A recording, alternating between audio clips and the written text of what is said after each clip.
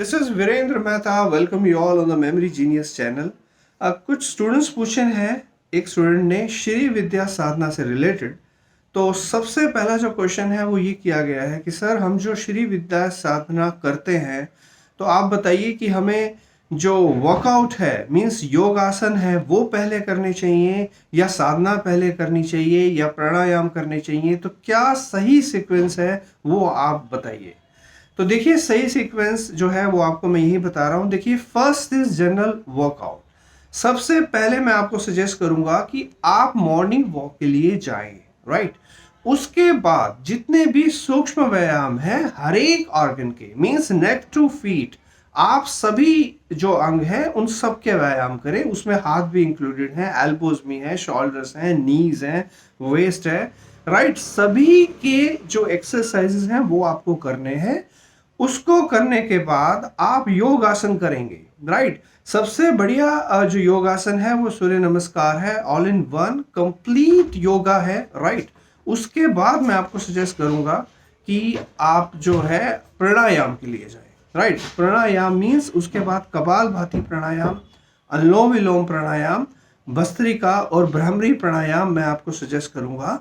आप उसके बाद वो करें जिससे जो प्राण शक्ति है वो आपकी बढ़े, राइट।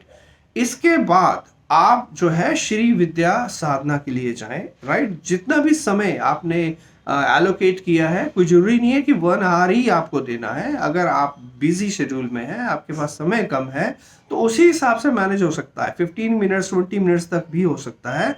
उसको उसी हिसाब से जो भी सेट ऑफ एक्सरसाइजेस हैं आप डिवाइड करके उन सभी एक्सरसाइजेस को इंक्लूडिंग जो मंत्रा रिसाइटल है वो आप करें।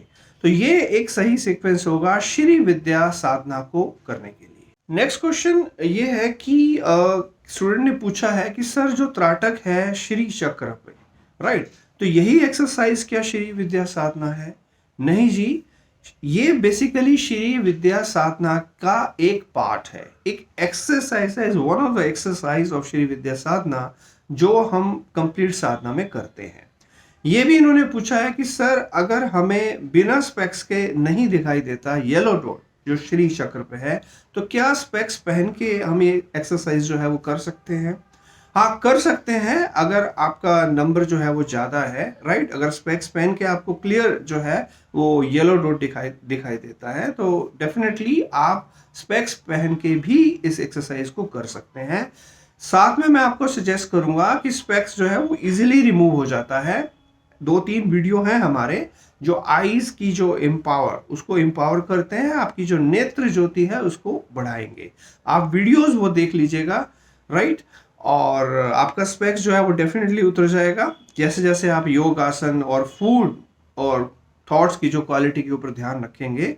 तो निश्चित रूप से इसी के साथ साथ मैं आपको बता रहा हूँ कि जो श्री चक्र पे जो त्राटक है ज़्यादा समय नहीं करना है, 2 या 3 मिनट ही करना है with proper relaxation, with proper breaks. Okay, लगातार अगर आप सोचेंगे कि मैं 15 मिनट या 10 मिनट्स कंटिन्यू कर लूंगा और हम सुपरमैन बन जाएंगे, ऐसा बिल्कुल नहीं है। बहुत आरामदायक स्थिति में, राइट, कोई प्रेशर नहीं पड़ना चाहिए आपकी आईज और आपके फोरहेड में। नेक्स्ट क्वेश्चन ये पूछा है कि सर साधना अगर करनी हो या स्टडी के लिए जाना हो तो डायरेक्शन जो है क्या वो इम्पोर्टेंट रोल प्ले करती है? तो आपके अकॉर्डिंग किस डायरेक्शन में हमें बैठकर साधना या फिर स्टडी जो है वो करनी चाहिए? देखिए निश्चित रूप से आप मैग्नेट भी अगर हैंग करते हैं तो एक पर्टिकुलर डायरेक्शन में नॉर्थ साउथ में आके वो अलाइन हो जाता है, राइट। तो ऑब्वियसली यस, डायरेक्शन का एक मैग्नेटिज्म है, उसका एक इम्पैक्ट है हमारी बॉडी और हमारे माइंड पे।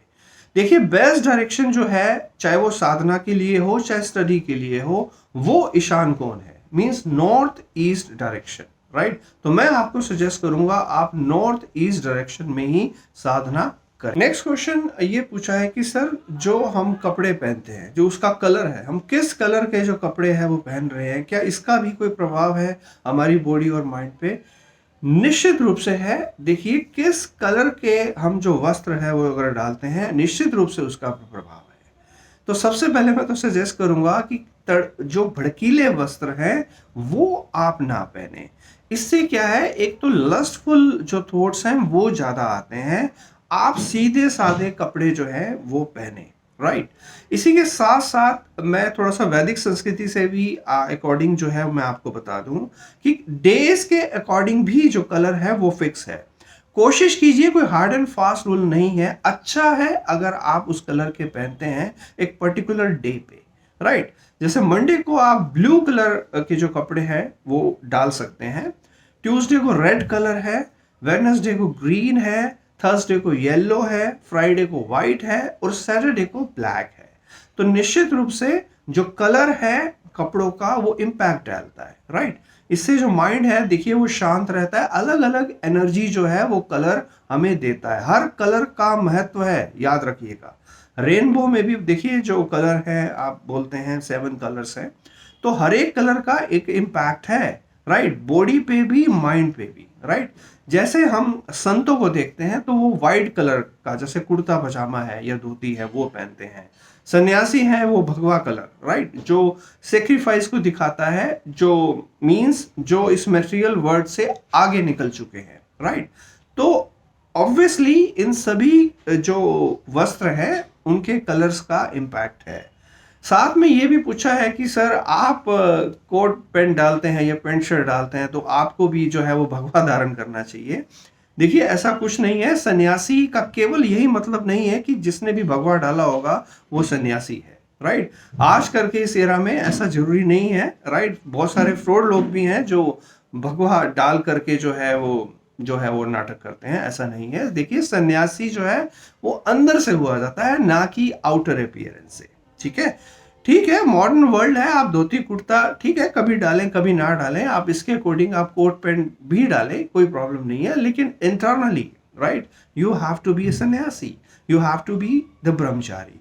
लेकिन सेंसफुल कपड़े डालना जरूरी है, राइट। नॉनसेंस अगर हम कपड़े डालेंगे वो गलत है और निश्चित रूप से उसका जो प्रभाव है वो भी गलत पड़ेगा हमारे बॉडी पे और हमारे माइंड पे, राइट। तो ये एक अच्छा सवाल था। आप अपनी जो ड्रेसिंग सेंस है उसको इम्प्रूव करें और कलर कॉम्बिनेशन के अकॉर्डिंग जो मैंने आपको डेज बताया तो उसका एक साइंटिफिक इम्पैक्ट आपकी बॉडी पे भी, मीन्स आपकी जो हेल्थ है वो अच्छी रहेगी और आपके माइंड पे भी पड़ता है।